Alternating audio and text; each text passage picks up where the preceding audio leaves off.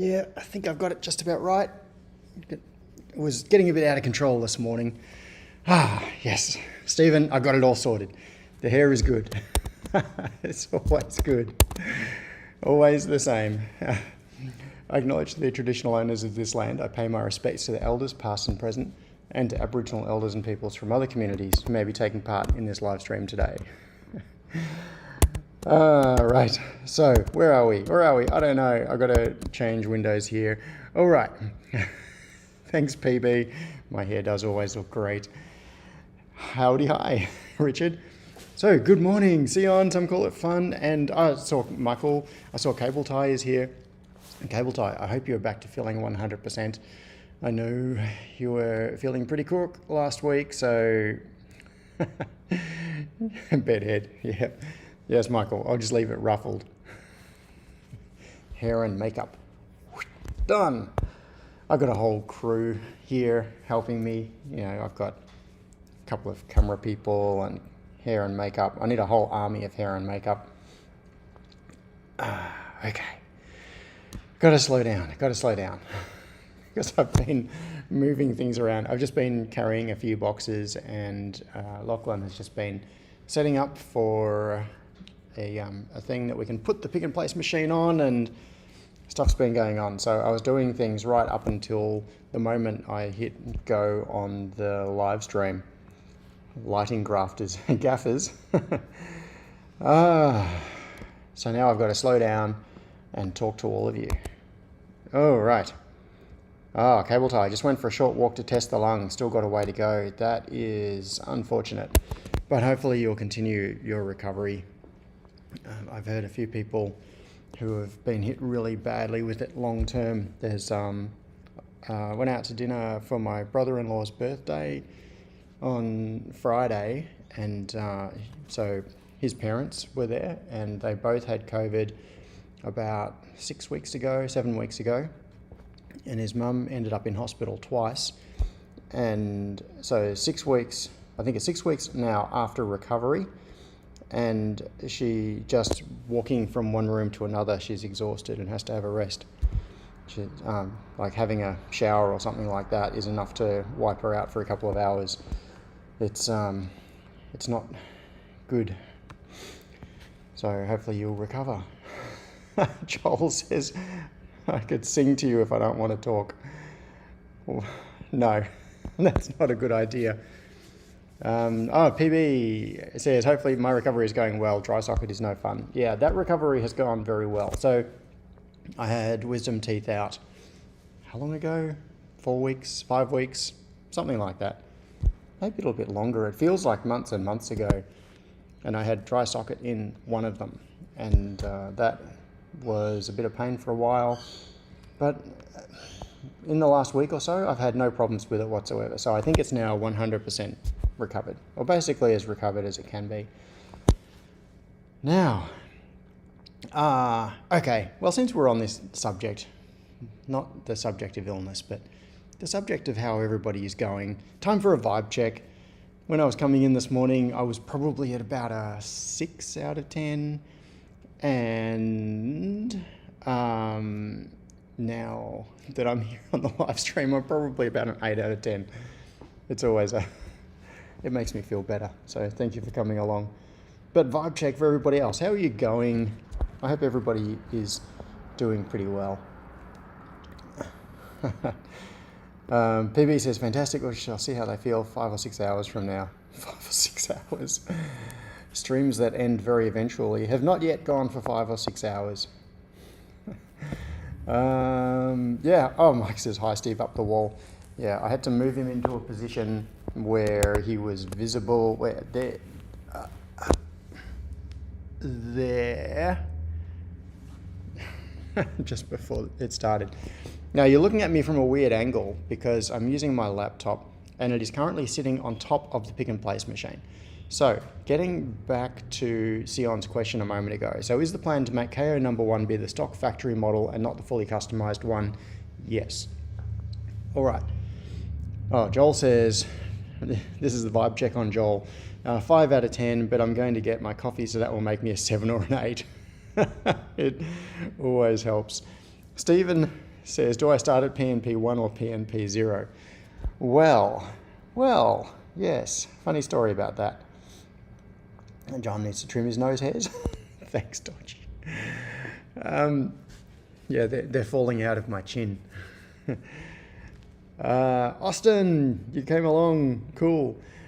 Now, PNP. So I went to Canberra with the intention of buying 2 pick and place machines and came back, and many of you have seen this video already, came back somehow with 3. So my claim is that I bought pick and place machine 0, pick and place machine 1, and pick and place machine 2. So I've got 2 pick and place machines. Johnny's here as well. Yeah, I need something else to sit this on. Yeah, what happens when you get to pick and place 65,536? 36? Isn't that already? Yes, that is the one that's wrapped. So 35 would be the end of a UNT 16. Right. Yeah, in the back of the van on the way home. That's exactly what happened. I need to stack up a couple of boxes in there. What I might do is stack some boxes and move them move into the other room. I'll take the laptop with me.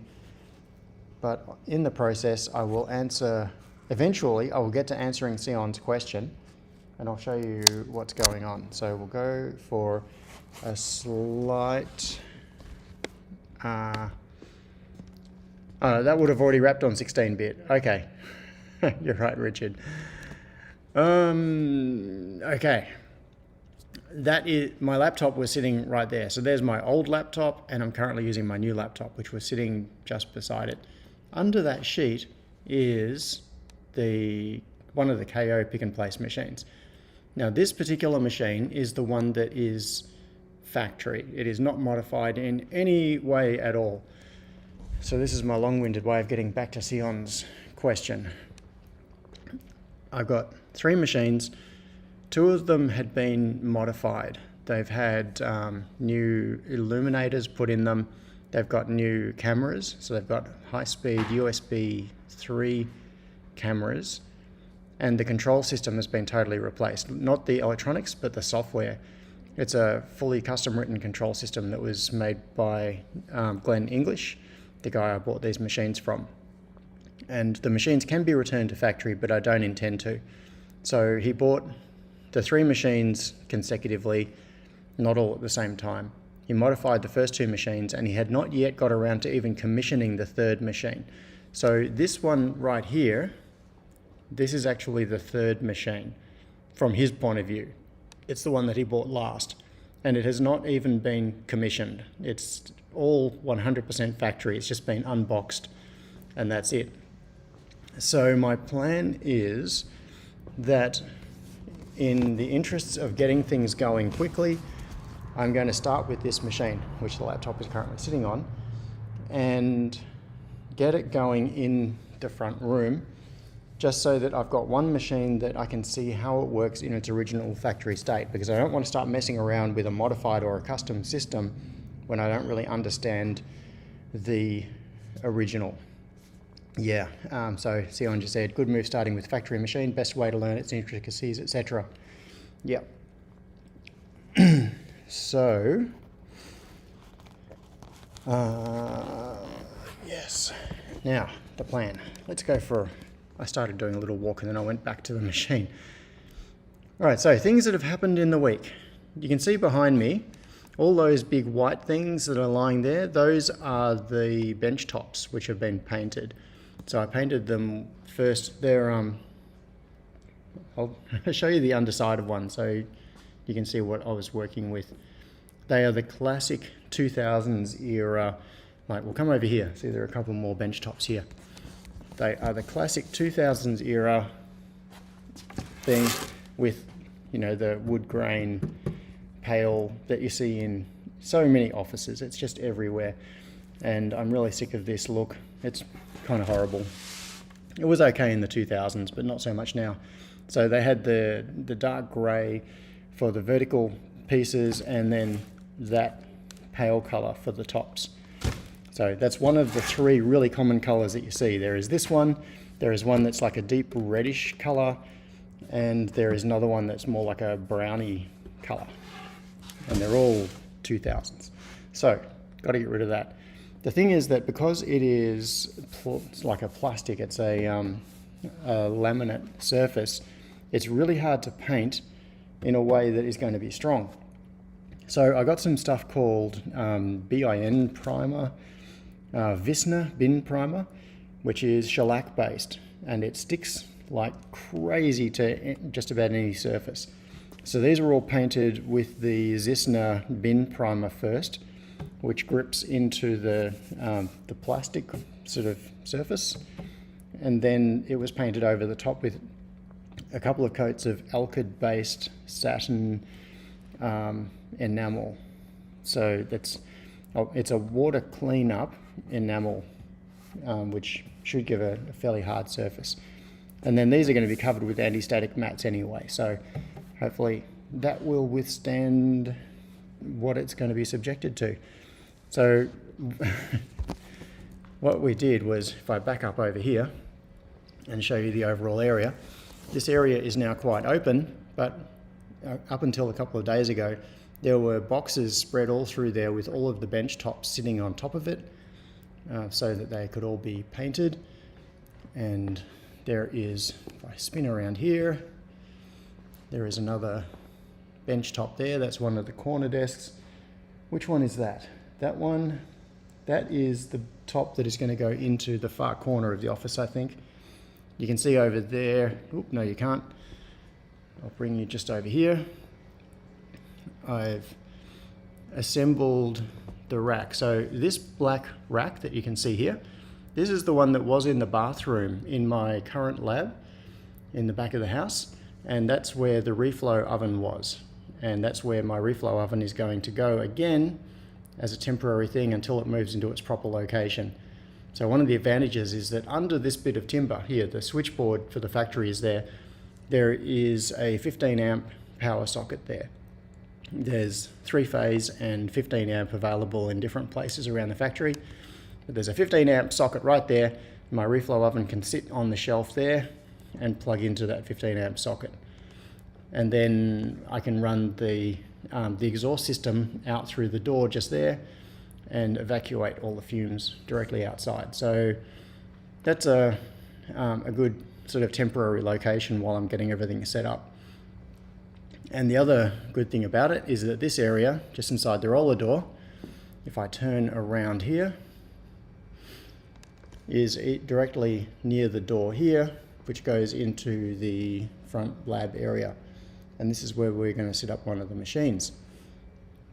It's really awkward doing this with the laptop. I wish I had proper camera set up. And now coming into here, you'll hear the sound has changed because there are now carpet tiles on the floor. And you can see all the boxes stacked in here. As the carpet tile glue has been setting, I've been spreading boxes around to keep them all pressed down to make sure none of the corners curl up. Just this morning, right before the live stream, I moved, so there were boxes spread all through this area. What you see there, that all had boxes over it. I moved all of those out just before the live stream. And I need to move all of these boxes too. But that's a fair bit of work. So I might do that after the live stream. And we've got the monitors mounted. So you can see 3 monitors sitting up there above the glass wall. One of them is currently showing the security cameras. Those will be on a big TV eventually, but just for now I've got one of those monitors plugged into it. And you can, if you look at that, there's me right there. That's me in the view. So if I wave my arm up and down, I can see myself waving my arm, because that is the view from that camera up there. Okay, so status screens, they'll be used for things like showing status of online orders. Hang on, I'm going to stack up a couple of boxes. I'm going to put this down for a minute stack up a couple of boxes. That one's got plaster dust all over it. Where am I going to do this? Maybe just over here.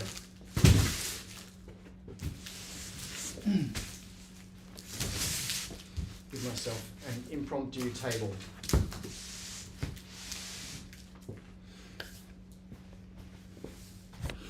And move you over here.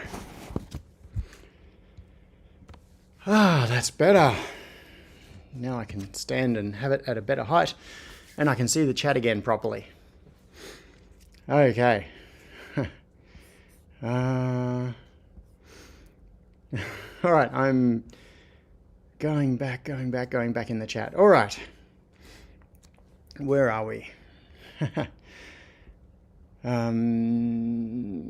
Just catching up. Oh, Giovanni from Newport, Isle of Wight in the UK. Cool. So we're at GMT plus 10, which means we're at 10 at the moment. Yes, we are at 10 at the moment, which means you must be approximately tired. It must be sometime after midnight for you. All right. Yeah, getting back to the desks.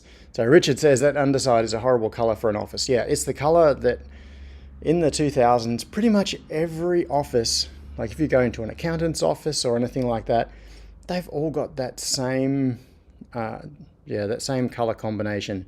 What is it? Beige and ironstone. So beige color on the top, ironstone is what they call the gray that goes on the sides. Right.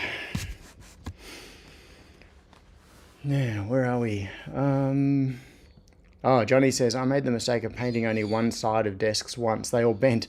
Yeah, I've had that problem too. Not with these desks. So because this is painting onto the laminate, the paint can't actually go through into the timber and cause it to warp. But I have definitely had the problem where I've had something like a sheet of timber, just raw, painted one side of it, and as the it affects the fibers of the timber, and then it warps. It can be really bad. So painting both sides, which can be tricky, is usually better. Right.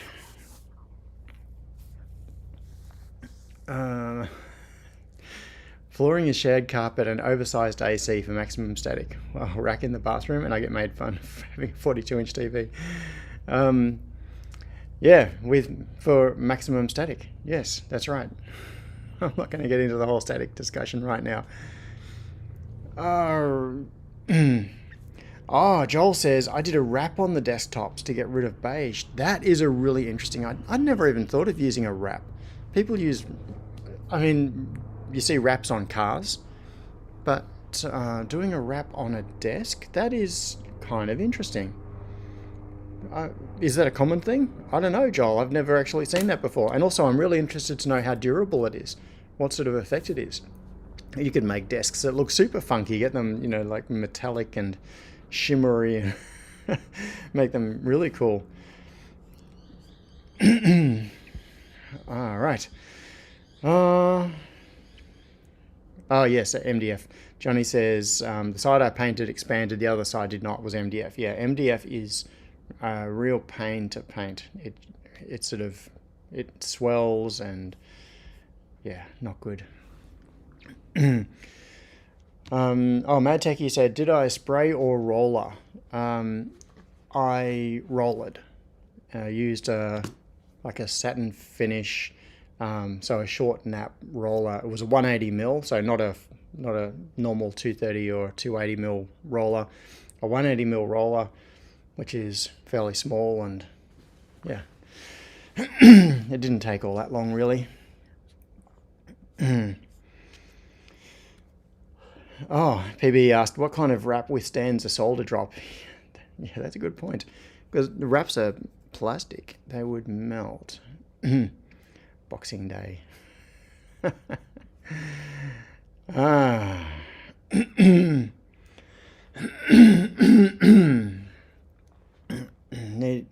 2 stack lights, one on either side of the set of 3 monitors. So, Austin, yes. So you're talking about the stack lights. For those who don't know, Austin has over quite a while been working on a few different versions of stack lights. You know, like the lights that go on machinery to show you their status, whether they are, yeah, they got different names. They're also called like traffic lights and whatever. So he's been working on his own versions of those, which look really cool, and using them for notifications of things that come up on, could be related to home automation, or notifications like if your phone is ringing, for example, you could make one of them start flashing. There are all sorts of things you can do with stack lights. One on either side of the 3 sets of monitors. I think I need more monitors though. The big problem is that I need monitors that are exactly the same. And these monitors are quite old. They're old Asus 23-inch monitors. They've been out of production for a couple of years. And I do actually have one more. So I have a total of 4 identical monitors. But the other one right now is being used by my son in his computer setup. He's got 2 monitors, and one of them is one of these. And I said to him yesterday, I am tempted to buy him a new monitor just so that I can take back the one of mine that he's using, so that I can then put that up here. So if the thing is that I kind of need an odd number, because I was planning to do it with 3. So I put the center monitor directly over this pillar. If I add 4, I'd probably add the 4th at that end, and then the 5th would go down there to keep it symmetrical over the doors. Yes. Oh, PB says, I put a stainless steel look wrap on the front of my dishwasher. Now that you're talking about ooh, that's an interesting idea, Richard. Richard said, IP camera above the monitors for a live stream. You can look at monitors, and at that distance would be like looking at the camera. Good for a distance shot. Interesting idea. Lee said, did I ever do any work with Melbourne PC user group? I vaguely remember someone coming in to talk about Arduinos when we were having a LAN party there. I did, but when did I do that? Yes, I did do a talk about Arduino at Melbourne PC user group, but it wasn't at a LAN party. It was at one of the general meetings that was in that huge auditorium. I think, where was that auditorium? Was it no, not Knox. It was some shopping centre down near Caulfield or somewhere. Oakley.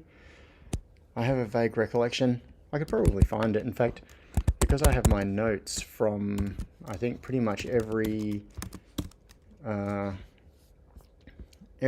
talk that I've ever done, I probably even have my slides from that Melbourne PC user group talk.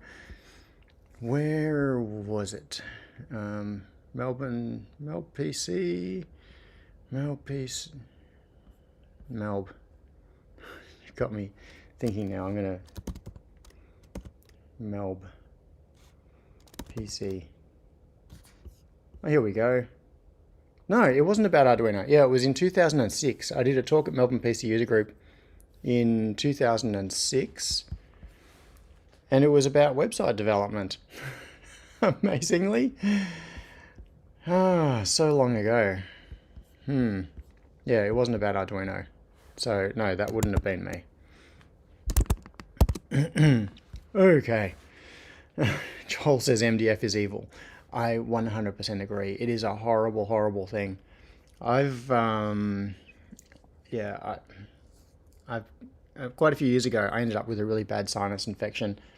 And I don't know what the cause was, or the trigger was for that particular infection, but it was really bad. I ended up in hospital for 5 days, and the infection was all through inside my head, going right around. And where was I going? That's right, MDF. So MDF fiber is something that now sets it off. I don't know if it's an acquired sensitivity or something, but MDF if I'm cutting it, or if I'm cutting, like using a circular saw on chipboard, for example, I almost immediately, as soon as I get the odor of it, my sinuses start sort of reacting and closing up. So I've got a dust mask that I wear. So whenever I'm doing any cutting of timber and stuff like that, I now put on like the full mask and protect myself. But yeah, cutting MDF is horrible. It just puts tiny microparticles into the air that hang around, and it's really bad. Joel says metallic wrap. Metallic wrap. Yes, and as Austin says, and hard of hearing accessibility. So this is getting back to Austin's comment earlier about putting the traffic lights, like the status light stack, up beside the monitors. And Austin has talked about this before. I try to avoid talking about personal things of, anything that is really personal that are other people's businesses, unless they've talked about it publicly themselves. So in this case, Austin has hearing impairment, and he's talked about that himself, so I think it's okay to discuss it. So one of the reasons that Austin is so interested in building these status lights is that because of his hearing impairment, it's a good way of getting notifications of events, which could be things like someone pressing the doorbell, like at your front door. And when I was in year 12, would have been year 12, or was it there? I can't remember. Anyway, I was boarding at a house, staying with a friend of mine from school. So during year 12, I had a long commute from home to school for most of my secondary school. And so for a while, I ended up living down in Brighton with a friend from school. And that was much closer to the school, so I could ride my bike and that sort of thing. It saved like a couple of hours a day in commuting through year 12. So anyway, his sister had a hearing impairment, or has a hearing impairment. I haven't actually spoken to either of them for a couple of decades. And so there were things like, I'm not sure if it was in the, this is the thing, I've seen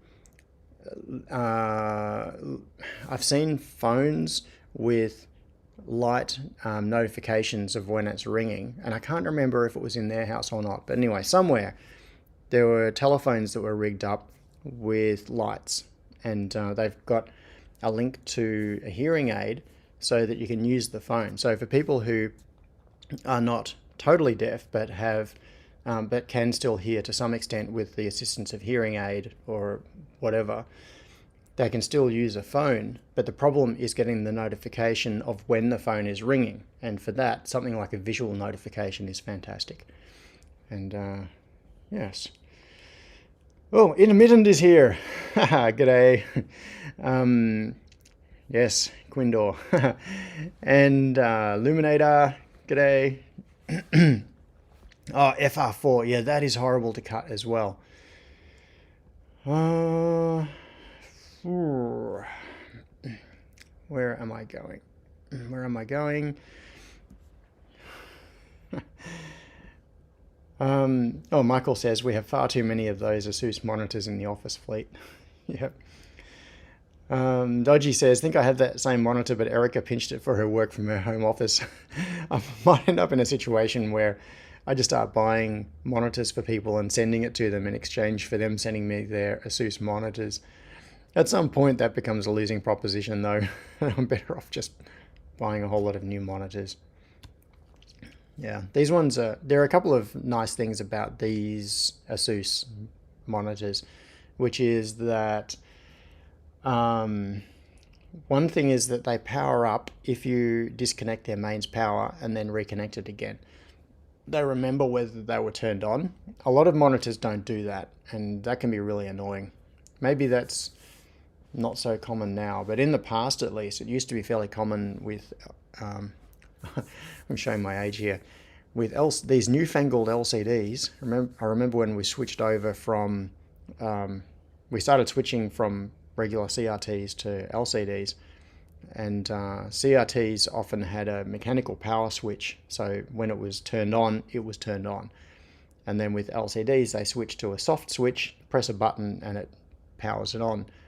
And a lot of the early LCDs, if you turned off the power and then turned them back on again, they wouldn't turn on. You'd have to manually press the button to start them. And with the status displays, the idea is that the power for them, these are the same monitors that I've used as status displays in the past. I've had them set up in other places. And the nice thing is that you can have them all plugged into a Sonoff or something like that and turn them all off. And then when you turn them back on, they just come back on again. So that is good. Yeah, Stephen says I could change the middle monitor to a 32 and keep it symmetrical. Michael says no, using different monitors is dangerous to OCD. Right. Yes, I can't handle the idea of it being a mix of monitors. Lee said it was definitely Freetronics, so maybe one of them was a fan. So that might have been. Oh, hang on. I'm thinking about this. I did a second talk at Melbourne PC User Group. I did one talk where it was in the big auditorium, and I did another one. I don't know if it was this is the thing, you're saying it was at a LAN event, and that's what's throwing me off. The other talk that I did, I think, was more like an open day, and it was a whole series of little talks. So it was in, there were several different rooms. I think there were stands set up like displays, and I'm pretty sure that I did a talk there about Arduino. Maybe that's the one. Yeah, and also for a long time, for quite a few years, the only place that you could buy, I'm just thinking about what's changed, the only really easy way to buy an Arduino in Australia was to buy it from Freetronics. So it took a remarkably long time for Chinese suppliers to catch on to Arduino. It was many years before they really picked up and started copying Arduino. So even if it wasn't me doing the talk, it's quite likely that whoever it was was going and buying Arduino from JCar or directly from Freetronics. All right, so getting cut. Yeah, Sion says try cutting FR4. I'm trying to catch up in the chat. I'm trying. Yeah, and Dodgy says MDF is also carcinogenic, so you really need a good respirator. Yes. All right. Where am I?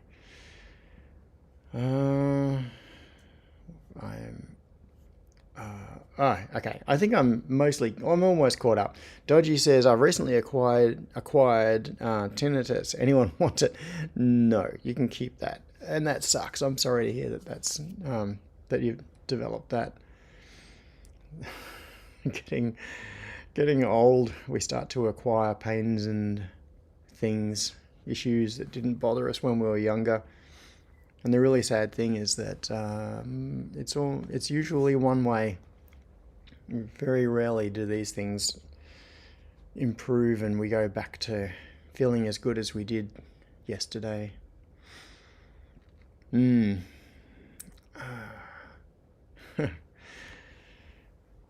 Yeah. Oh, this is a very good point. Joel says, it's not just a hearing impairment. I work with hearing protection in a data center. That's a really good point. And that is one of the reasons that things like CNC machines often have visual status indicators as well, because people that are running them often have earmuffs on, and things like an alarm going off, you'll probably hear it, but visual indication of something that might be happening across the room is a really good thing. Yeah. Oh, look. The spammers have found the stream. They made it here. Austin, thank you for taking care of those spammers. We'll message deleted. I wonder if we can ban the user. Sion says, as you get older, you acquire new illnesses, ailments, and P&P machines. That's right. Joel and YouTube said they fixed the spammers. They definitely have not. Yeah. Recently, as I've been working on other things, there are a couple of live streamers that I often have just up on one of my extra screens while I'm working, and they're mostly Last of Us like streamers, and yeah, the spammers have been pretty bad on game live streamers. Yeah, Sion says they only fixed the clothed spammers, not the naked ones.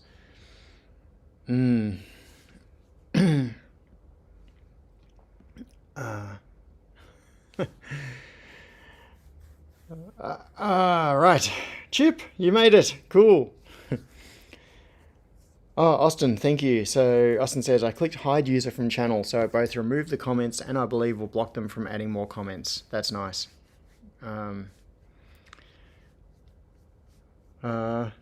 No. Intermittent says, did you catch my let's blow my housebreaker 5 times stream last Friday? No, I didn't. So did I assume that your stream stopped each time? Yeah, and Richard said, the terrible thing about growing old is your mind refuses to grow at the same rate as your body. Mine is still 21. Yeah, I think I'm not mentally that old.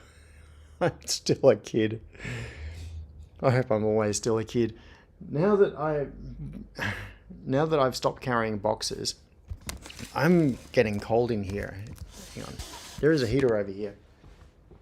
Yeah, there is a bit of heat coming out of it. But I need to... Where did I put my jacket down? I had a jacket on... Sorry. Checking the view on this. I had a jacket on and I took it off because I was hot carrying boxes around. And now that I've just been standing here talking, I'm getting cold. So I'm going to go for a walk through here. Where did I leave my jacket? Not there. Is that it over there? Oh, yes, I think I can see it. It is.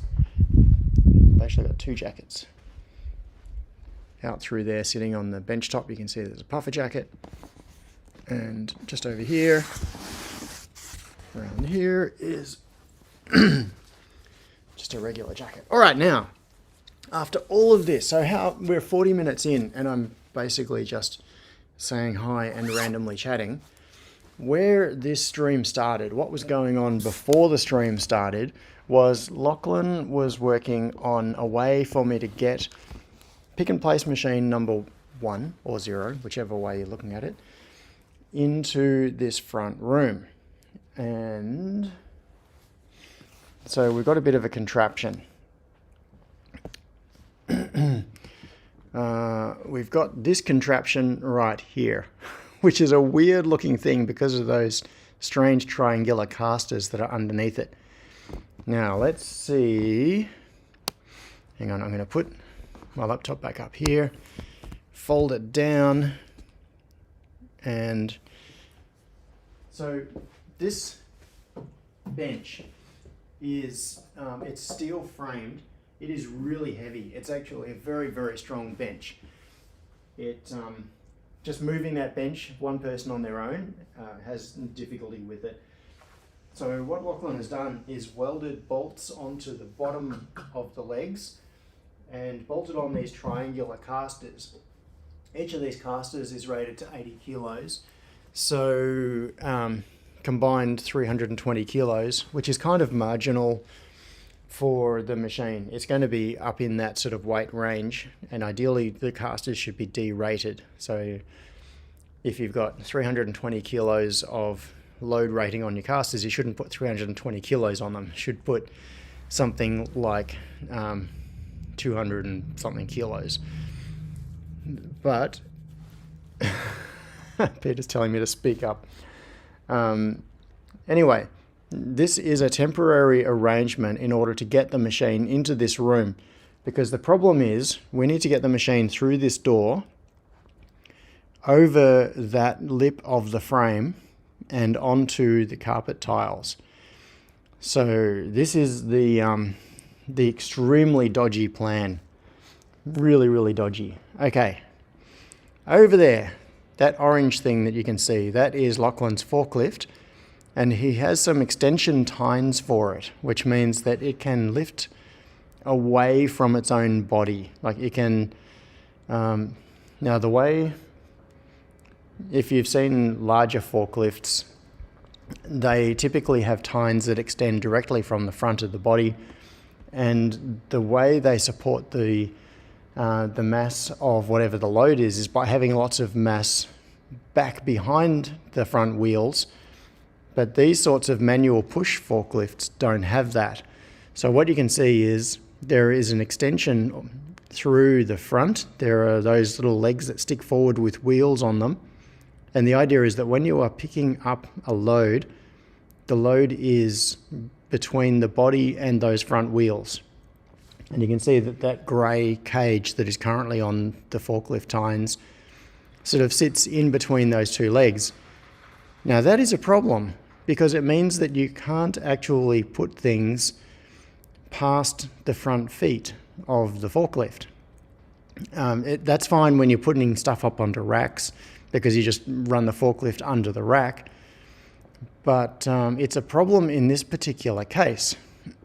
So what he's got is, oops, those things just there are extension tines for the forklift.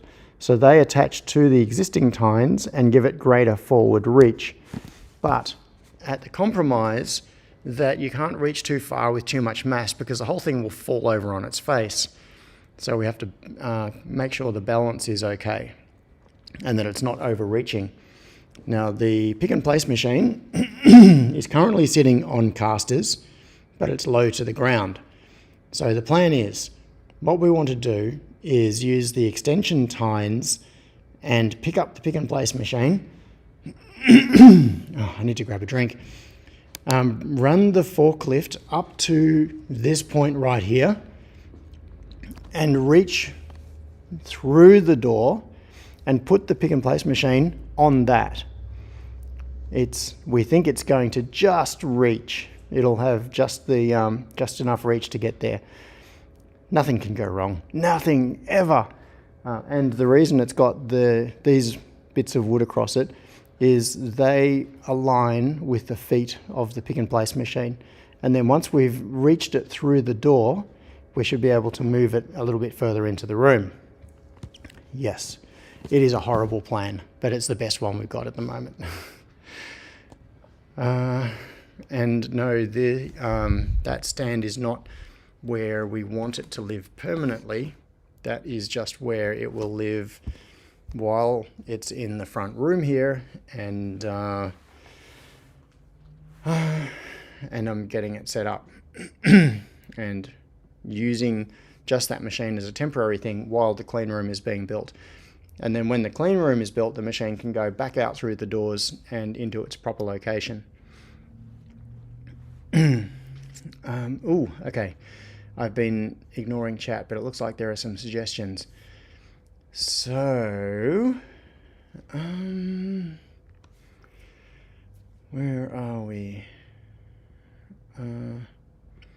Stephen says, tipping a forklift over never ends well.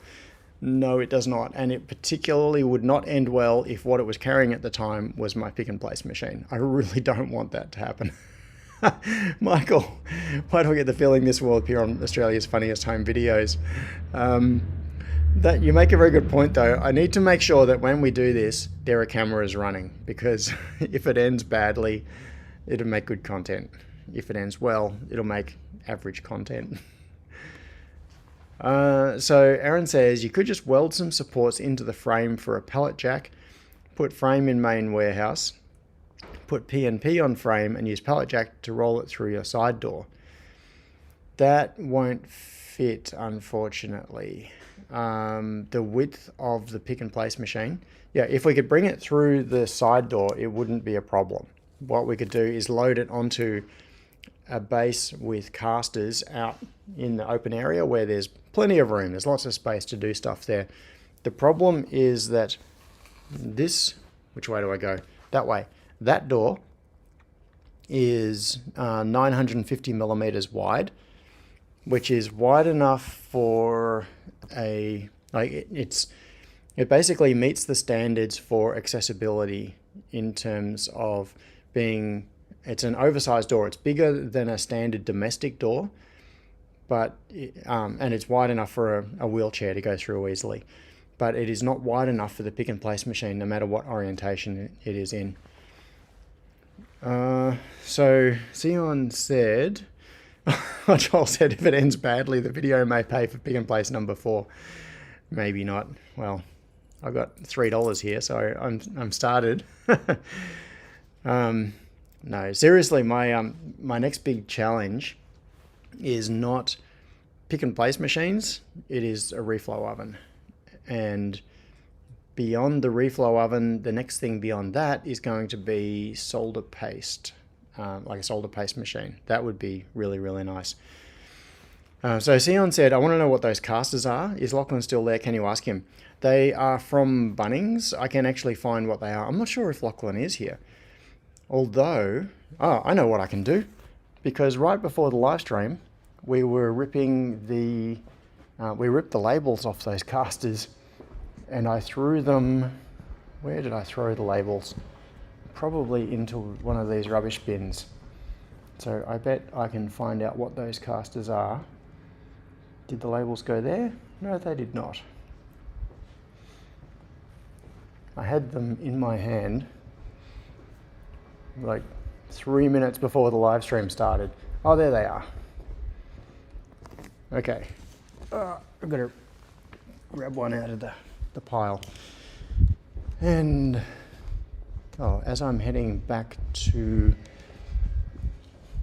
where I want to be, I'm going to grab myself something to soothe my throat. It's amazing how different it sounds when I walk in through that door. Now that the carpet tiles are on and the suspended ceiling is in place, it is so much better. Okay, so try dolly move it, 80 kilogram. And don't know whether that gives you any useful information or not, but yeah, these were from Bunnings. Try dolly move it. Sion, hopefully that will be enough information to find it. Richard. So Aaron says, weld up some super long ramps for the Superlab sliding doorway for future use. Yeah, hang on, I'm just going to crack this. Yeah, Lachlan and I have been talking about that, and his suggestion was to 3D print some inserts that go into the bottom rail of the sliding doors. So the aluminium section of the sliding door has a number of vertical pieces that come up to different heights. It's sort of a bit of a complex outline because it's got slots for the rollers for the bottom of the roller doors. So his suggestion was we model the profile of the aluminium that's in the bottom of the doors and then 3D print a block that will fit into it that will then match the shape of it, and that will protect the aluminium. And then we can put ramps that run up to and like overlap the frame, and then possibly we can roll things through and over the base of that sliding door. So that is basically plan B if it's necessary. The difficulty is that it would mean well, we've got a lot of weight to move, and it would mean getting it up a little bit of a ramp on one side and then down the ramp on the other side. It could be a fair bit of effort getting it to move over that.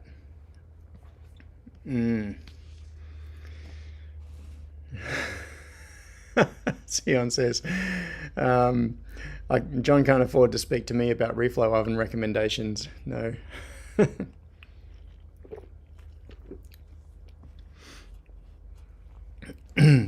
Austin says, I want to convert my T962 to have a stainless steel rod conveyor belt. Ooh, chat is just running away from me again. So I can queue up boards as I assemble them, because sometimes I'm quick, sometimes a little slower between boards. Yeah, all right. We could have a whole discussion about reflow ovens. And the differences, because that thought has crossed my mind. It's cold in here. My nose is running. Okay. One of the first things I thought of was I could modify my T962C, I can't remember which model I've got, whichever one it is, to put a conveyor through it. But the problem is that conveyor ovens and drawer style ovens are very fundamentally different. You can't really convert one into the other, because the way conveyor ovens work is they have different zones, and those zones are held at fixed temperatures. The piece moves through each of the zones, and as it does, it follows the temperature profile. With drawer type ovens, the board is stationary, and the temperature of the entire oven ramps up and ramps down again to follow the profile. And in order to make a drawer style oven, which effectively is single zone, it's one zone which has to change to follow a profile. To make that work for automatic loading and unloading like a conveyor system, you would need to do something like have the conveyor bring the board in and stop, keep it in that position, cycle the reflow oven through its, run it through its full cycle, and then move the board out again, and then bring the next lot of boards in, which could be done, but it's kind of a dodgy halfway attempt at things. It's not doing it properly. The proper way to do it is multiple zones, and with the ovens that have conveyors and multiple zones, the cost goes way up compared to the drawer type, which is a single zone. So Chris said, doesn't anybody else think if he raises the floor level with boards on both sides, the problem almost goes away? No, I see on you found them. Good. Chris, no, you're not misunderstanding the issue. The issue is just how to do that in a way that is smooth enough to move a 1/4 ton load by hand over it with wheels that aren't going to get caught on whatever the edges are. If there is an edge that is even a couple of millimeters, it might be impossible to get over it. It has to be a pretty smooth surface, and the slope has to be low enough that we can physically just push that load up the ramp and over the other side and down again. So you're right, but it's just a matter of how to do that in a way that is practical.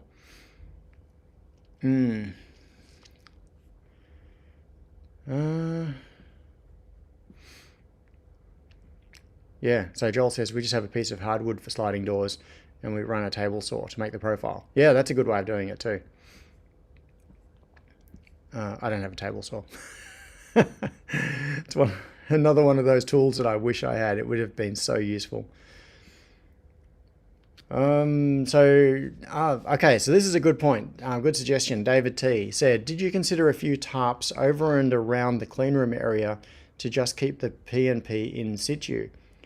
That is another very good suggestion, and I have thought about that. So effectively what that's doing, what it reminds me of is those shows, like science fiction shows or whatever, where they set up, like there's a disease outbreak and they set up an isolation chamber of some kind with like a frame and plastic over it and zips down it, and there's some patient isolated inside, and the doctors go in wearing masks and stuff.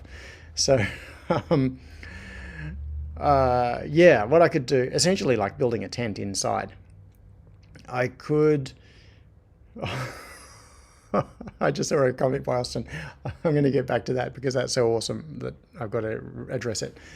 But I'll stay on track for now. So yes, Lachlan and I have actually talked about that. So one thing Lachlan suggested is big sheets of core flute down the back of the room. So core flute, if you haven't come across it, is a really, really cool material for certain things. It's basically 2 sheets of plastic with little connections between them so that there are long slots that run through it. The closest comparison is that it's like corrugated cardboard. So cardboard that is used in boxes, like packing boxes, not just thin single sheet of cardboard, but corrugated cardboard that is 2 sheets with the little ripple in between it. It's like a plastic version of that. And you can get really big sheets of it, like 2.4 meters by 1.2 meters for a few dollars. It's really light. You can cut it with a Stanley knife. You can laser cut it really, really easily. It's cheap. So it's not very strong. And so it's not good for structural stuff. And it doesn't give you a great finish. So it's not something that you'd stick on the wall as like a final finish. But for very quickly sealing up big areas, it's fantastic. So something that we've talked about is maybe getting a bunch of core flute and building a mini room, like boxing in an area in the clean room space. And that is still a possibility. So Sion just said you don't need a clean room to start using your PNP, you just don't want it in a super dusty and dirty room. Yeah. Oh, Michael said that's the plot of ET, yes. Stephen W. says temporary plastic sheet paint booth. Yeah, there are probably, and Aaron said gazebo. Yeah, there are probably quite a few off-the-shelf solutions to this. If I get, and Sion said put it in a 12-man tent. Yeah, if I start thinking laterally, and so many interesting suggestions here, there are probably ways to do this relatively cheaply. Like, if it could be done for in the region of a few $100s, because the thing to keep in mind is that this is basically something that's going to be spent and then it's money wasted, because it's not a permanent solution. It's just to get this going in the short term. Yeah, Aaron says scaffolding poles and plastic sheets. Yeah, so if I can, there's a fly just flew past. If I can build something that is going to cost something in the order of a few $100s, that could be done, and then it might be some months that it's in use, however long it's going to take me to get all this stuff sorted out. And, ooh, Chris just had a very interesting idea. Okay, I'll get back to that. So I'm trying to keep all the threads in my brain at once. I need to be writing notes because I keep chasing these squirrels. Okay. Some kind of an enclosure for it to keep the dust off it. The thing is that it's going to be impossible to stop making dust in this area while I'm continuing with construction sort of stuff.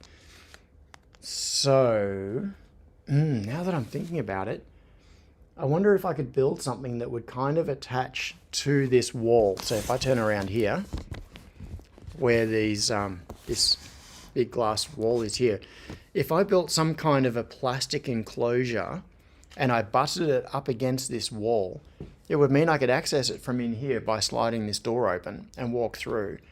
And it would almost be like having a mini version of the clean room while the rest of the clean room is being built. I kind of like that idea.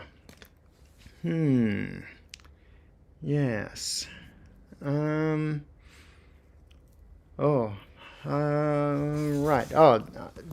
PVC conduit for the frame, plastic drop sheet taped together over it.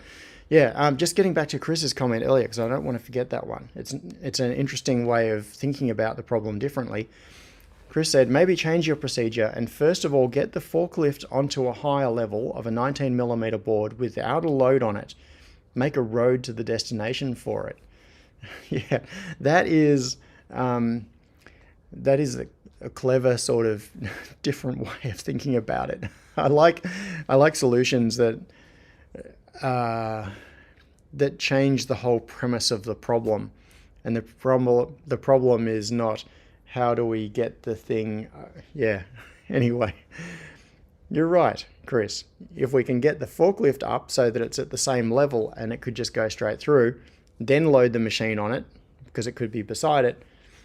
Yeah, there are ways around it. All right, so Sion just sent a link to a hydroponics tent. So that is $460. Jungle room tent, 2.4 by 2.4 meters, 2 meters high. And yeah, it is more expensive, but I think $460 is not ridiculous. It's also slightly overkill for what I need because it has all of the reflective, like it's got all the thermal stuff in it.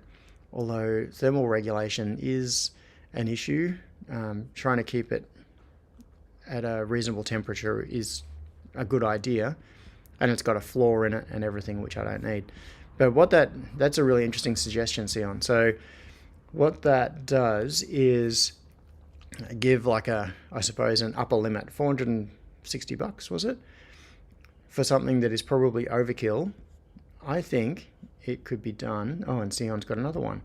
What have we got here? Party tent. That is a huge tent. Hang on. Where's the price on that? Wow, $237 for a 3 by 12 meter tent. Do they have smaller ones? 3 by 4 meter tent that is really cheap. That is very interesting, Sion. I think this might be the way to go. Instead of trying to get it into this room, take the room out to the machine. That's so for a 3 by 4 meter tent, it's only $90. If I went a bit bigger, let's say 3 by 9, no, that's too big. Say 3 by 6 meters, it is $134, including GST. That, what do you get for that? So I'm just looking at the pictures. Unfortunately, I can't do a screen share and show you. Well, maybe I could. I'm not sure. Yeah, that link that Sion included, which is the link to the party tent,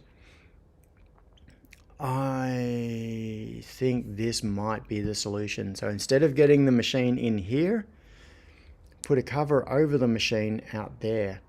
3 meters by 6 meters is, well, the width will be tight, but that would actually work. Yes. Simon asked a very good question as well, which is, can you borrow a forklift from next door neighbours? Yeah, we can.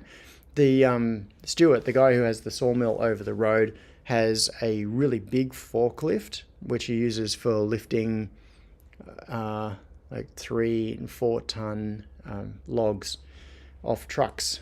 So there are big forklifts within driving distance, like within a couple of hundred meters of here, there are probably 6 large forklifts that, if necessary, we could probably talk someone into letting me use for half an hour, or use their expertise to drive it, because I'm not qualified to drive a forklift.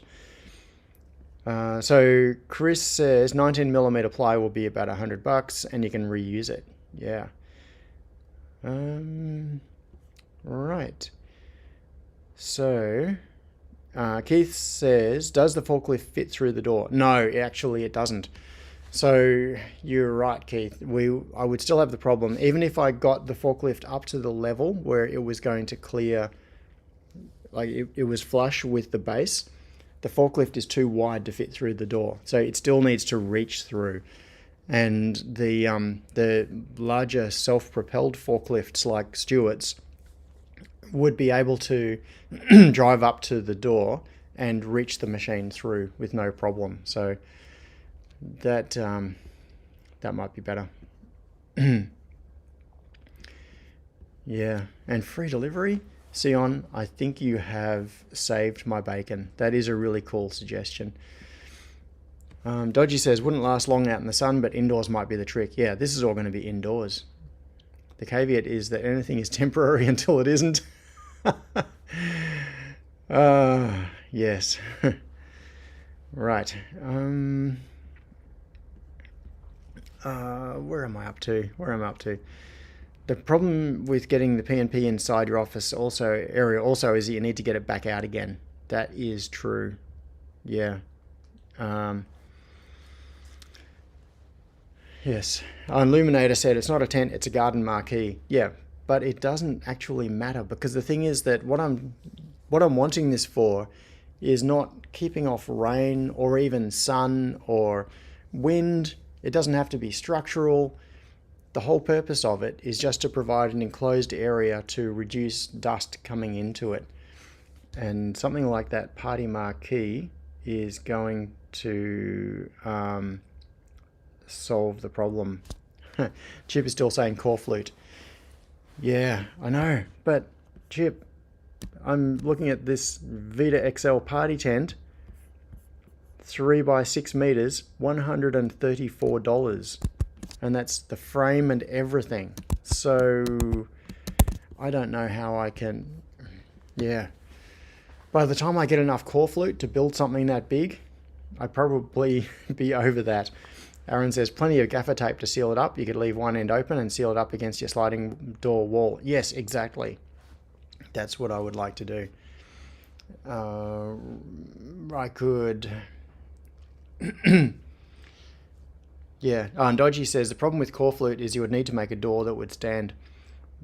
But what I would do is just leave one side open and butt it. So if I was going to do this with core flute, what I would do is really just make a box with one side missing, and the side that's missing would be butted up against this wall. So what I would do, for example, is maybe start it on this pillar, and make a wall that goes straight out, and then another wall further across here, and a roof across, and have it directly connected to that wall. Now, looking at the website, I wonder. I don't actually remember if where is it? So party tent, 3 by 6 meter. I definitely couldn't fit 12 meter. 3 by 9 meter. I don't think I can fit 3 by 9 meter either. That would be cool. But 3 by 6 meter would give me a fair bit of room. I'm tempted to go out there and start measuring stuff up. If I was going to do 3 by 6, let's grab a... and see on... Austin, yes. I had forgotten about that, Austin. Thanks for reminding me. Austin said, going to go back to my squirrel of a robot with wheels and movable axles. Yes. So Austin... way back. Where is it? I've got to go and find Austin's comment. Scrolling back. Oh, and Austin also had some comments about the Reflow oven. So Austin said, could build a rolling platform with 8 or 6 wheels that have actuators so that it can walk over the door frame while staying level. That is such a cool thing. Such a cool idea that I want to do it just for the views. It could be a whole bunch of linear actuators. So what we need is to make sure that the center of mass is within. Yeah, I think the way to do it would be 8 wheels, because if you had 6, you would have. I need something to draw on. I heard a steam engine. Don't know if you could hear that. It's a steam engine going past again. Yeah, let's give Boston Dynamics a call. So if you had 6 wheels, what you would do is have 2 at the back, 2 in the middle, 2 at the front. When you wanted to get the front wheels uplifted off the ground, you would be balancing on the back wheel and the middle wheels, and your center of mass would be right over the middle wheels, and it could tip forwards. So I think what you would need is 8 wheels and have them in pairs so that you can raise them and have it move forward on 8 wheels. Then you raise the first 2, have it go over the obstacle, lower them, and then raise the next set of wheels and move it forward. That would just look so cool. I want to do it just for the hell of building a thing like that. That's brilliant, Austin. So Keith, cool. Joel said Melbourne to Ballarat, and there is another one too. Right. The interesting thing is that I am on the wrong side of the city for that to be going to Ballarat. Ballarat is the exact opposite direction. So unless it might have been starting out, where would I be hearing it from? I must be hearing it from the Belgrave line because I'm too far from the Lilydale line. It must have been starting, yeah, it might have gone out to Belgrave and gone from there in through the city and then out to Ballarat. Yeah, it's not Puffing Billy. I'm too far away from Puffing Billy to hear it. That starts in Belgrave, in Upper Ferntree Gully, which is a bit of a distance from here. Yeah, there was a comment. Someone said, Keith's Workshop said, looks like the tent doesn't go all the way to the floor. Yes, I noticed that too in the pictures. It looks like there is a little gap around the base, but there are possibly 2 solutions to that. One is that the corners of the tent are being supported on the frame, which lifts it a bit off the ground. And what it might be possible to do is just cut that bit of the frame off and have the whole thing just drop onto the ground.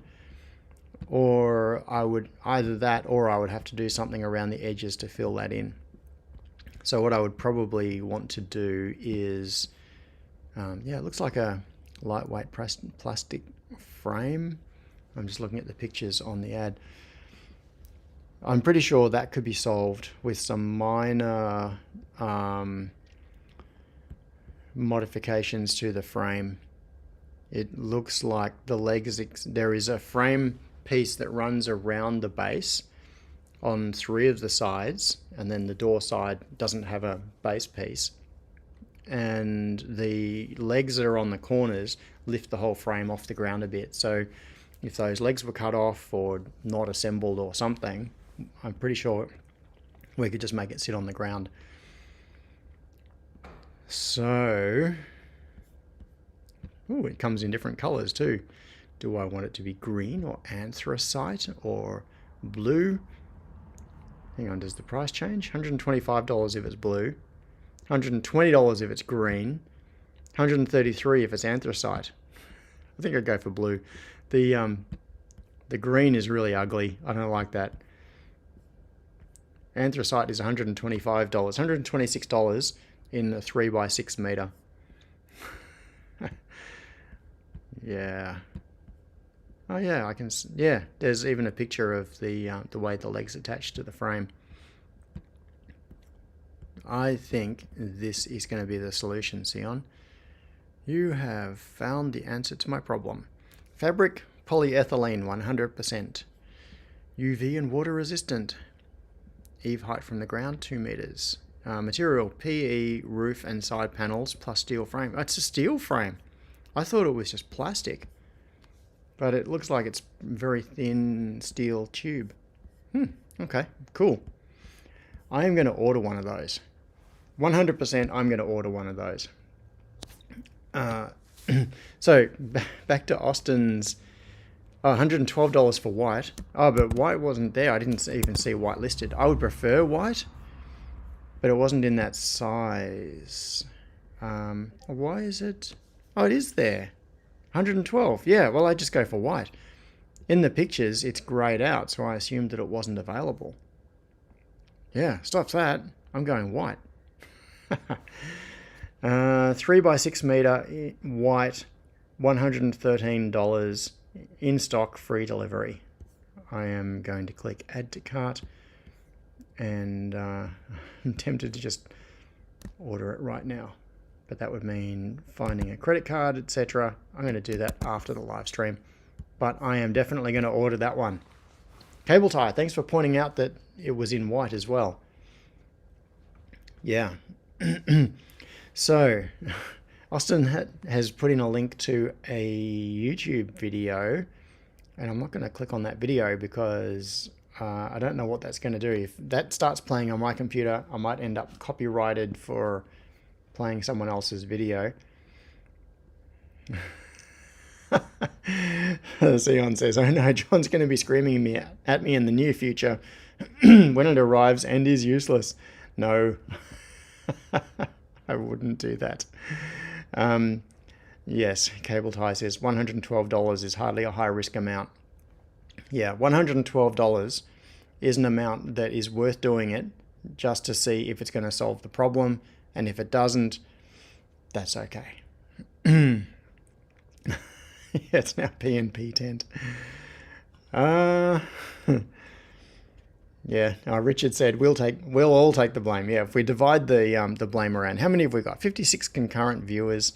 So if we divide the blame among 56 concurrent people, then you all get about 0.8%. No, what is it? No, 1.8%, give or take, of the blame each. I think we can manage that. Nikhil said, Rickrolled maybe. Yeah, maybe Austin is trying to Rickroll us all. Okay.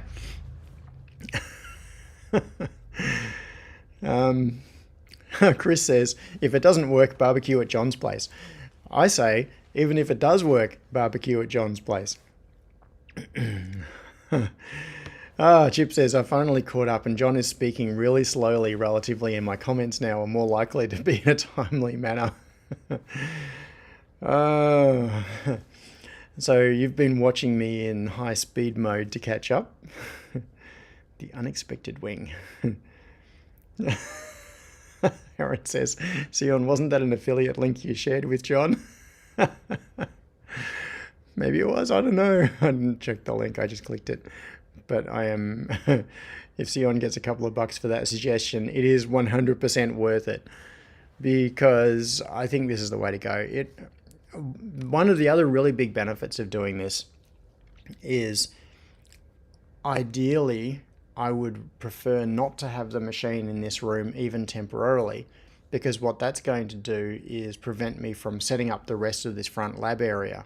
I could do some of it, like I could put some of the benches in place, but the machine is big enough and it needs enough room around it that it would probably end up kind of in this area, towards the reception area a little bit, and that would then prevent me from setting up the table and the chairs, and it'd just make it awkward setting up other parts of this front lab. So if I can keep the pick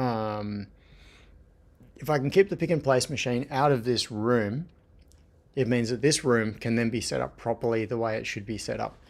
So it does have a benefit to that. Sion says, wasn't an affiliate link. Damn. No. Well, Sion, I owe you a couple of affiliate dollars. What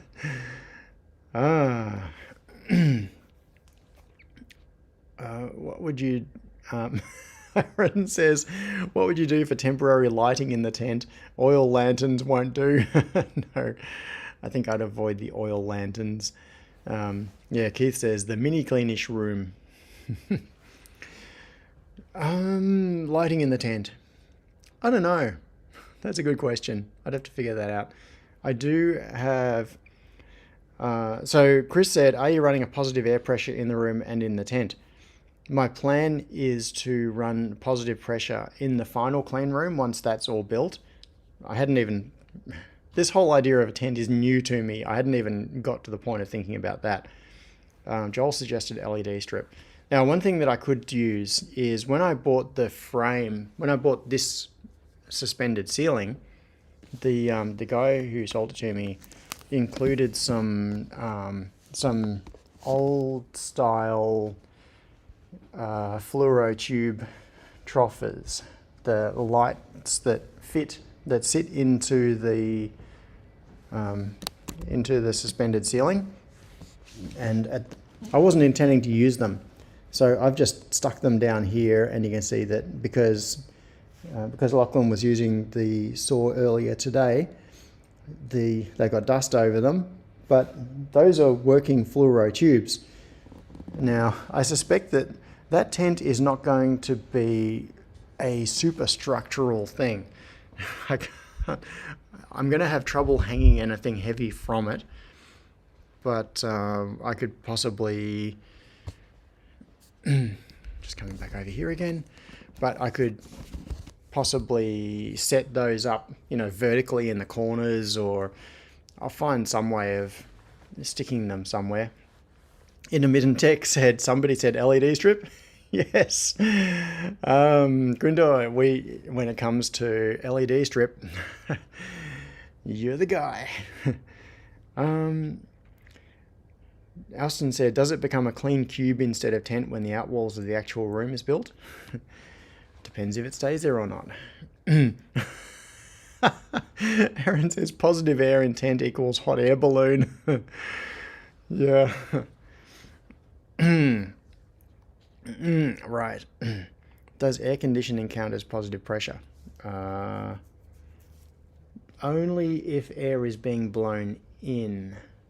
So with something like a split system air conditioner, there is no change in the air pressure because it is just moving air across the heat exchangers. Chip said, don't forget they're designed for hydroponics, which means they're okay for lights. Yeah, that particular tent isn't designed for it, but Sion's covering his pets. I changed my mind. It's a bad idea. I don't even want to be responsible for my own decisions, let alone yours. Don't do it. Too late. I'm doing it. I am doing it. In fact, I am so certain that I'm doing it. Where is my wallet? Where is my wallet? I need it. Postcode. Okay. Postcode. Let's get a delivery. Delivery is 0. Checkout. My create new account. Checkout as guest. I'm going to check out as guest because I think I'm only ever going to buy one of these things. Maybe. Email. Okay. So this is a... I wonder how bad the typing is on this. Oh, it's one of these annoying checkout forms where it's asking for your address and it asks you for your street, which is normally like the house number and the name of the street, and then the next box is house number. Okay, I'll put in the house number. It's very unintuitive. And I am in Victoria. Phone number. As I'm filling in this form, I'm resisting the urge to say what I can pay with PayPal, which means that I don't need to go out to my car to grab my wallet. I confirm that. Pay with PayPal. Yes, I'm going to pay with PayPal. And pay. So just checking it's a 3 by 6 meter white. Log in with a one-time code. No, I don't want to do that. I want to log in like properly. Log in to PayPal. Log in. Do it. I really hope I'm not screen sharing right now. No, I know I'm not. PayPal balance. Do that. Use that. Now debit card. No. Continue. This is it, Sion. The transaction is going through. Thank you for your order. I now have an order placed. It's too late to do anything about it. What? Hang on. I didn't see what was going on. Sion. just sent me $50. Thanks, Sion. Sion said, I feel responsible now going to contribute to this pending disaster. No, I owe you a couple of dollars of affiliate money for sending me to that. Yes, we need a super tent sign.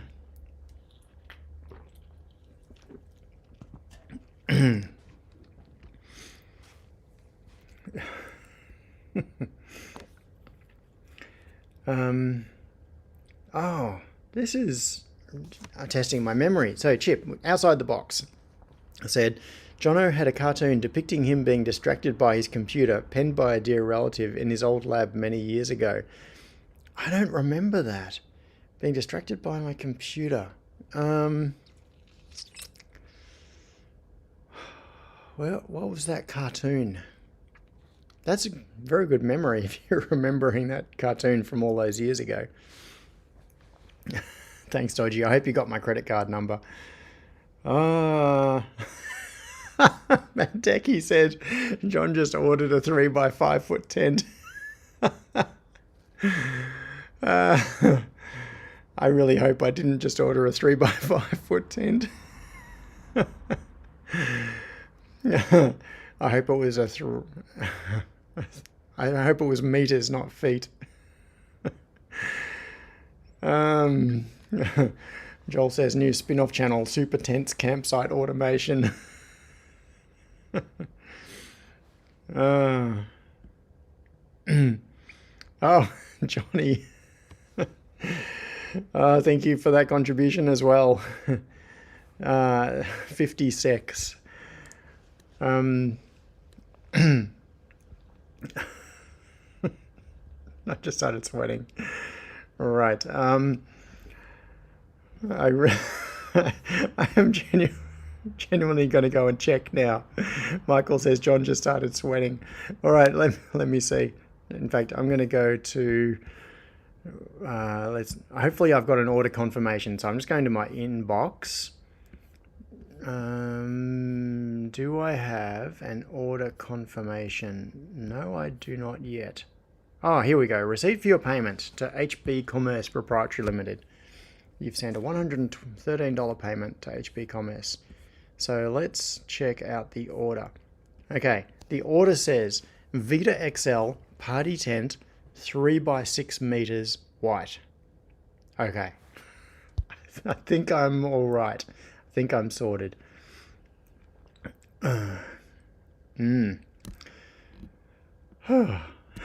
That's a relief. It wasn't a 3x6 foot tent.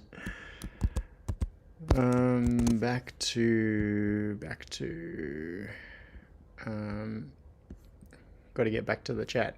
Here we go. Oh, Richard Perrott. 50 Canadian. Thank you very much. This should almost cover it between Sion and I. I wasn't expecting people to buy this tent for me. At $112, it's it's a risk that I am very willing to take, and I think it is actually a good solution. I just ordered a $34 tent. Simon, you're making coffee. Can you make one for me, please? Unfortunately, I've had to switch to soy milk for coffee recently. Although that's not too bad. Because of the Crohn's, I've had to try to cut dairy out of my diet. And so I've been using almond milk. And almond milk is horrible for making coffee. It just doesn't work at all. But recently I've tried a couple of soy lattes. And they're fine. I don't mind it at all. So it's not such a problem. But Richard and Johnny and Sion, thank you very much for the contributions. Between the three of you, yes, I think you have pretty much covered, because Canadian dollars are worth more than Australian dollary dues at the moment. And between you, I think you've bought me a tent. I think there are many reasons that, yeah, I'm now $16 up. That's right, I'm ahead. Can I afford the luxury ensuite? Yes, Dodgy. An ensuite in my 3x6 meter party tent. Chris said, this is so funny. Have you checked it's not too tall? No, it's not too tall. It's 2 meters high at the peak. So it's or is it the peak? Yeah. Anyway, it said it was 2 meters high, and these doors are sort of in the 2-ish meter region. I think it'll be okay. Oh, Scott says coffee must be black. Oh, yeah. Oh, and Chris said go oat milk. Not so bad taste. Yeah, I've looked for oat milk in the local supermarket because this is all a new thing to me. Cutting dairy out of my diet is a new thing. I'm still getting myself oriented around it. I'd heard that oat milk is really good, and I haven't seen it in the supermarket, but I think that's just because I'm shopping at a little local supermarket. Austin said, I've been posting build progress information on my own Discord and smaller posts on Superhouse, but haven't shown all the LED spots yet as I'm still installing more strips. That was a comment to Intermittent Tech. So, Austin, you are a mod, which means you can post links. If you want to post a link to your Discord in the chat, go for it. So, I'm in Austin's Discord as well. And if you want to see his progress, go and check that out. Sion says, I need a new place to live. Can I borrow it when you're done with it? Maybe.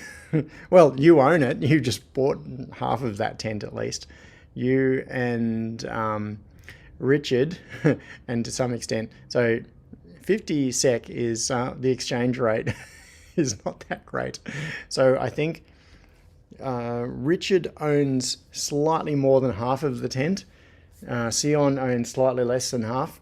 And Johnny owns a couple of square centimeters in one corner somewhere.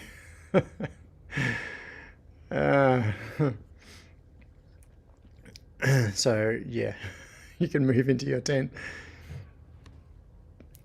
Yeah. Oh, Sion said... yeah, I've heard this. You can get a barista type almond milk, which is specifically designed for making coffee, and it doesn't curdle like regular almond milk. Yeah, I've got to do that. So, Sion, do you use almond milk yourself? Is that the sort of thing that you do? Russ said, oh my God, I came in late and I missed what was purchased. A party tent. So... we were talking about getting the pick and place machine into my front room, and Sion came up with the genius suggestion of just putting a tent over it in the factory. And so, and he even found me a link to a party tent, which was $112 for a 3x6 meter tent, and I bought it.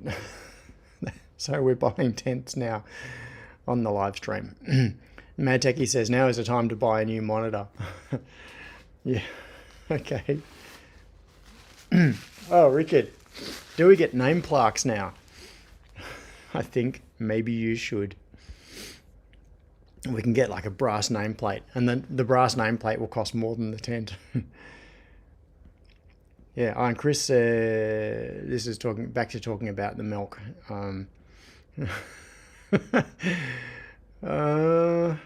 Sorry, I'm losing track. The chat keeps jumping down to the end, and I've got to keep re-scrolling back, and then I lose my spot. So Gil says Woolies does oat milk, and Chris said needs to be Alternative Dairy Co. Barista oat milk.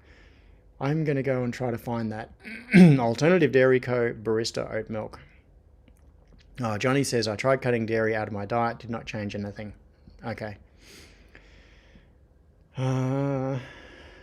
Yeah, that's a pity that it didn't work. So Austin said, Independent Tech, I have so many LED channels, and I'm likely using 4 to 6 of my 16-channel OXRS LED controller. Yeah. Joel says, rental is expensive now, tent is a cheap option. Chris suggested that that I need to be charged rent to use the tent. Yes.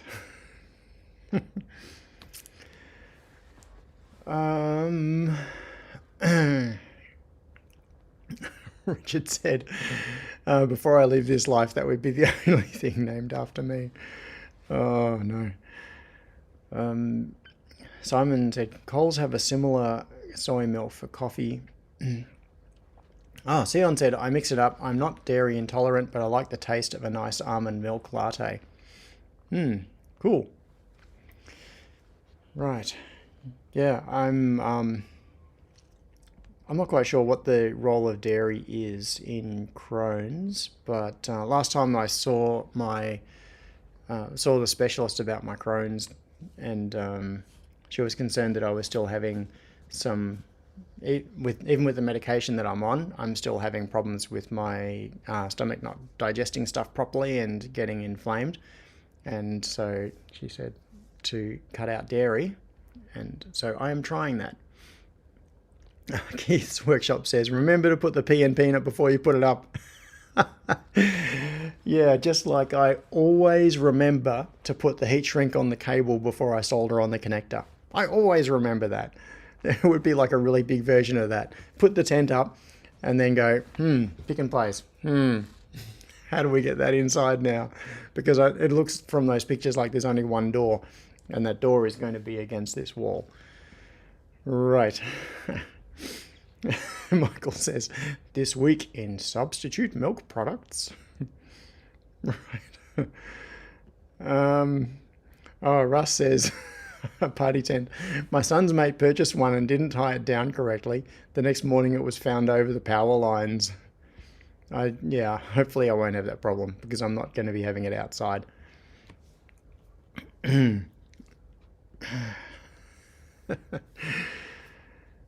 Oh no, Chris says I'm on day 2 of COVID ISO, so this is the entertainment I need. Oh, that sucks.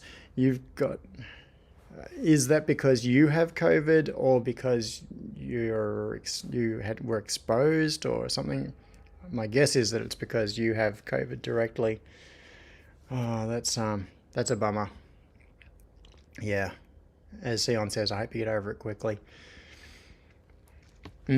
Oh, good suggestion, Aaron. At least when the official Superlab grand opening party happens, you can reuse the party tent out front for a barbecue and party outside for launch. That's true. I could probably stick it out on the road, depending on what the weather is like. Oh, Sharky says, I'm on day 5. Ah, that sucks. Yeah, Chris says, yep, I have it. Well, I hope for both of you that you get through it quickly, and it doesn't it affects you as minimally as possible. Richard said there's a relation between Crohn's, IBS, IBD, and lactose intolerance. I diagnosed as lactose intolerant before, and then years later it was re-diagnosed as IBS. Yeah, that's interesting. So I'm sure these things are all tied together. Lee says no public gatherings at the premises.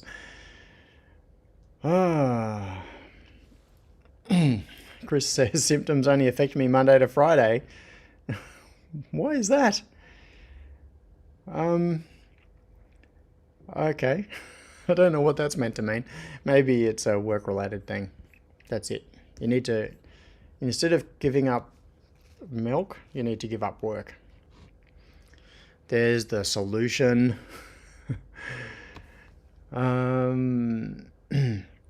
Michael, I've been massively lucky. I've been in direct contact with about a dozen confirmed positive cases, but keep coming up negative. I may be immortal. You might be. With luck, we can hold out hope. Aaron says it could be a small launch if it turns out this thing is 3 by 5 feet, though. There have been a few things that I've seen posted on Twitter where people have ordered stuff on AliExpress and they've received things that are like little miniature versions of whatever it is they've ordered. There have been some funny ones. I think like mini power tools, and I can't think of any specific examples, but sometimes, every now and then, I'll see a photo. Oh, I've seen it happen with clothes, I think, as well. Like, there will be clothes advertised on AliExpress or eBay or wherever, and it'll be like a dress, and it'll be unreasonably cheap. Like something that would normally be several $100s will be $10 or $20 or something. So they, you buy it, and then it arrives, and it turns out that it's like doll size. Maybe that's what's going to happen. Sion says, yay, just P&P'd my last panel of swarm boards for this order. Got it done. Nice. Have you been pick and placing while also solving my my pick and place accommodation problems? That is pretty cool. Simon says it'll be summer by the time lab is done. I hope not. I think summer which year is the question. There will be multiple summers past by the time this lab is done. No, I shouldn't think like that. I will get there. I will get there.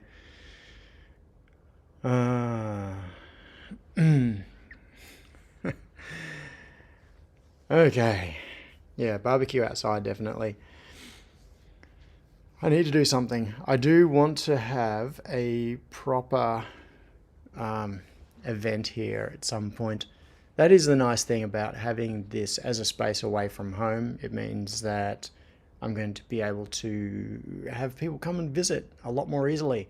So I've had people, quite a few people have come and visit me in my home lab, but it's a lot more awkward having a work sort of environment that is in the back of the garage and having people over than having a space like this, which is separate and where it's a lot less intrusive on the family to have people come over.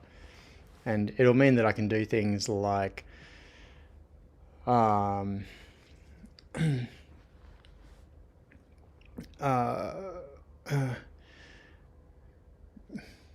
sorry, my brain misfired because I was also reading the chat. Yeah, I'll be able to do things like on a Saturday or a Sunday have a few hours where people can come over and we can have a barbecue and people can check it out. Yes, Simon, can't wait to visit. Yes, it's going to be cool. Now, Aaron said lighting in the new office looks nice and even, though that's turned out well. Yeah, it has. It's still very overhead. So from a camera point of view, I'm going to need supplemental lighting from a lower level, because you can see my head is nice and shiny at the moment because my thick mane of hair is not acting very well to stop the reflections.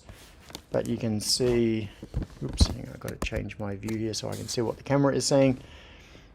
But having these LED Vance LED panels up here does do a pretty good job. And if I point the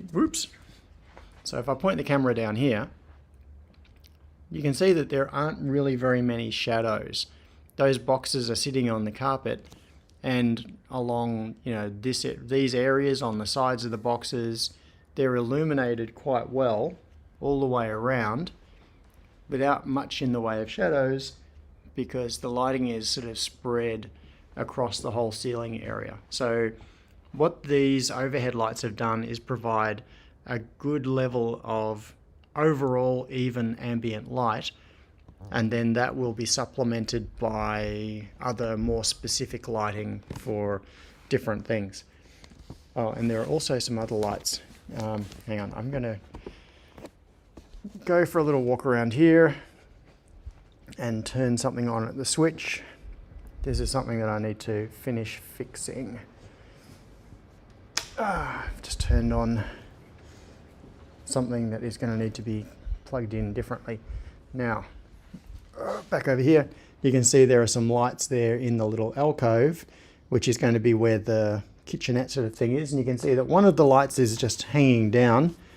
That one at the end needs to be fixed up. There are 4 of those lights that will provide a little bit of illumination in that alcove. And then down in the bottom there, you can see that there is a strip where I need to put in the floor tiles. That is one of the last places that I need to put the tiles. And in that, there'll be a little sideboard in there, and coffee machine and that sort of stuff. And those bits of lighting just specifically in that area.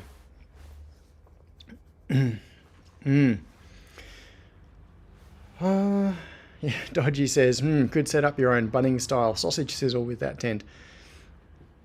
Yeah, and I could use the Hackerspace's sauce bot.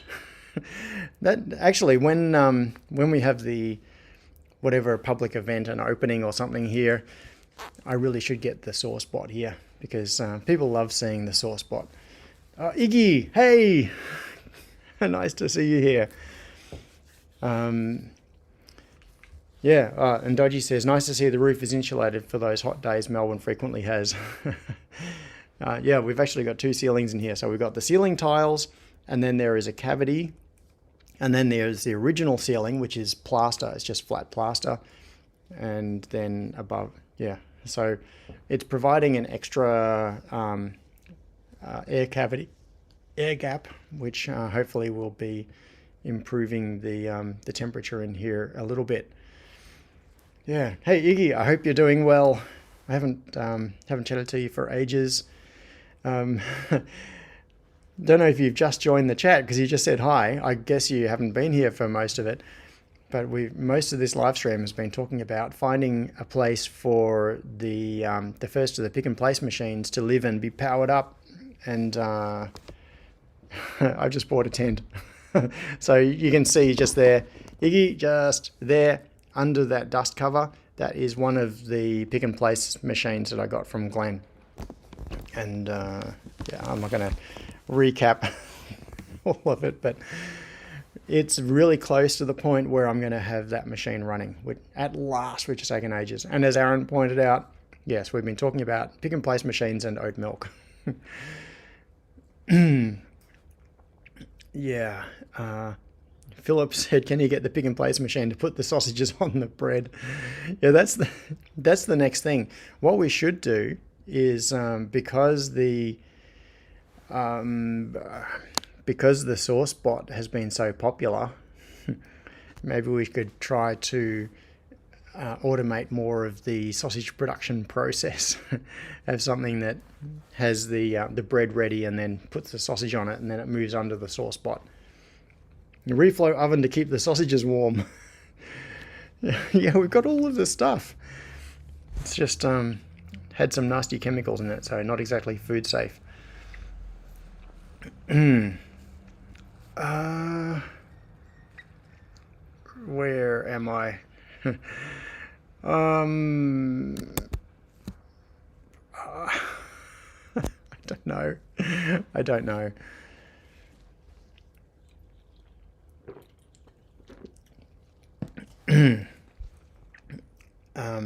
So Aaron says, auto jigsaw assembler out of the old pick and place machine using vision. Ooh.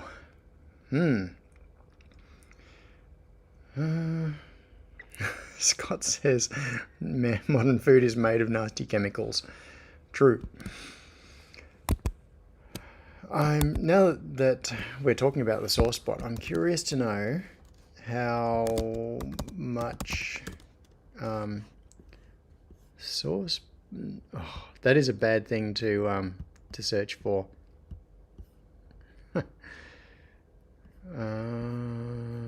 Sauce bot. I am just trying to find it. Where is it? It was on TikTok.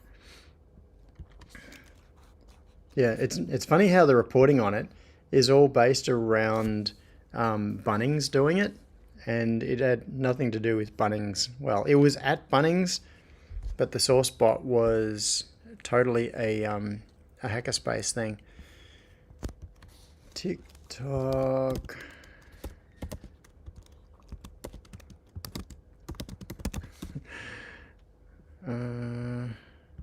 Come on, all I'm trying to do at this point is find it on TikTok so I can see how many likes and things it's got. In TikTok, no, come on. No.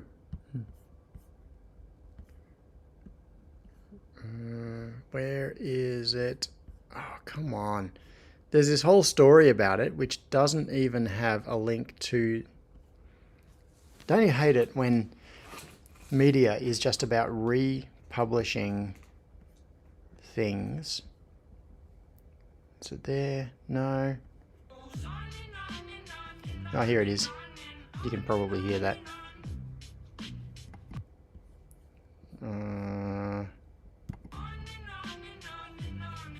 Come on, take me to TikTok. No. Alright, this is stupid. I'm giving up on that. I've been trying to find how many likes or whatever it is that that thing has had.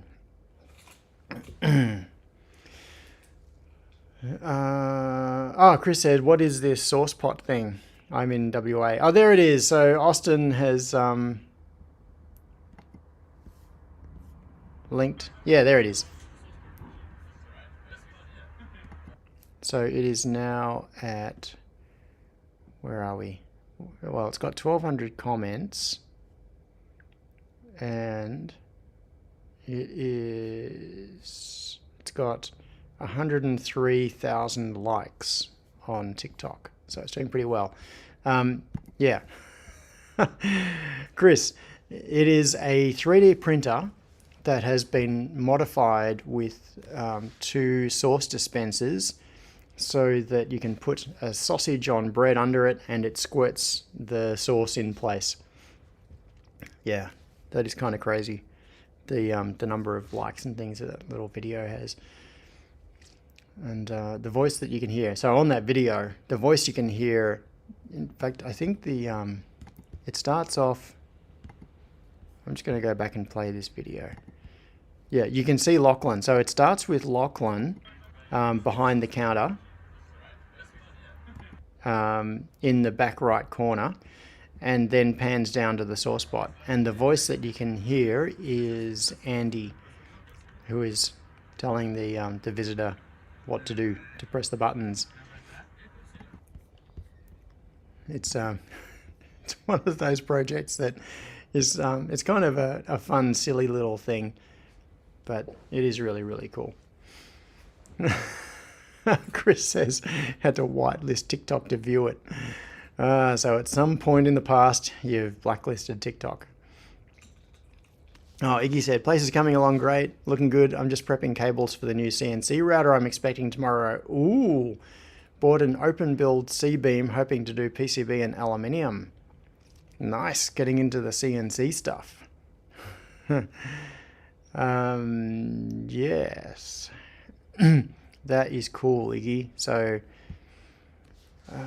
one of the things that I really hope to do now that I've got this space set up is to get my little baby CNC machine running. There will be room for it here.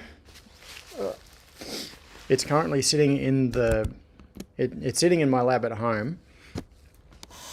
Oh, I'll just spin it around there because the view is a bit better with the monitors there. So my little CNC machine is sitting in my lab at home. The problem is that it's sort of jammed in a corner and it makes a bit of a mess. So I don't really run it very often. And having somewhere that I can set it up here. And the other thing is that I want to put it in an enclosure because it is really, really loud. When you're cutting aluminium, it just screams. CNC machines are really, really loud. And they can make a lot of mess. So what I want to do is make a box to put it in with a front lid, like a door, put some gas lift struts or something on it. And then I'll be able to make much better use of my little CNC machine. Oh, Aaron said get another tent, super CNC tent. And yeah, they're very useful things to have. So I'm sure you're excited for the new toy. Oh, okay, cool. So you've already had an open builds OX for about 6 years. You've done a lot of CNC stuff then. Groovy. Tent 0 plus tent 1. All right. Now, I'm going to finish up this live stream. What am I going to do in here today? I think what I'm going to do is move these boxes out because they've been sitting on the carpet tiles, holding them down while the glue dries for long enough now. So my plan for today is I'm just going to move these boxes out, restack them in the other room, and then go home and get some lunch. And I didn't come prepared to have lunch or anything here, so I need to go home. Oh, Chris says, I local blacklist. No local blacklist due to the kids that are over 18 is to stop me watching shit. Yeah, it's a self-imposed blacklist. Yeah.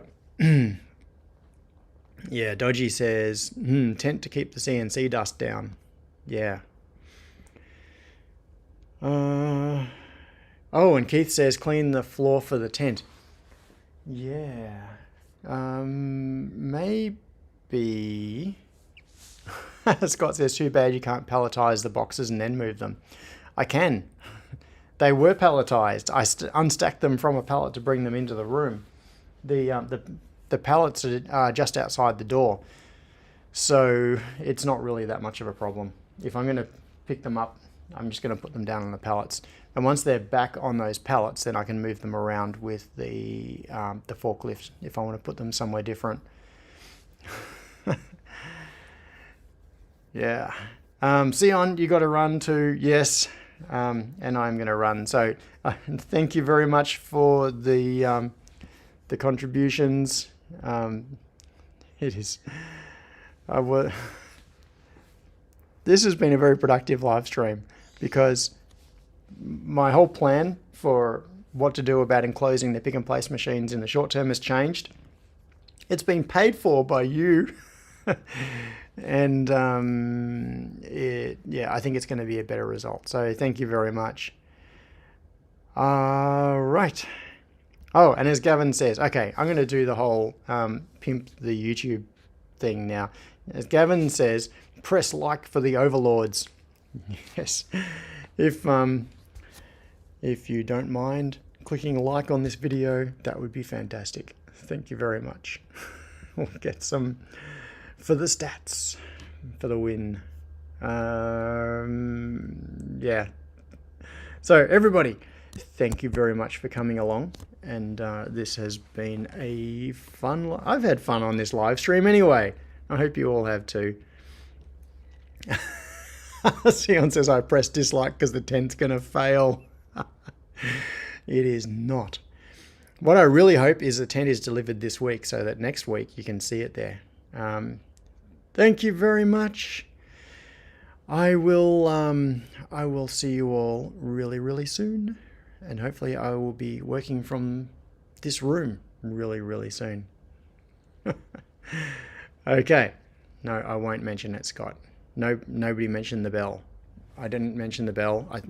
I think I said something about the bell, but I think I got away with it. So we're all good. All right. Okay. We're going now. See ya.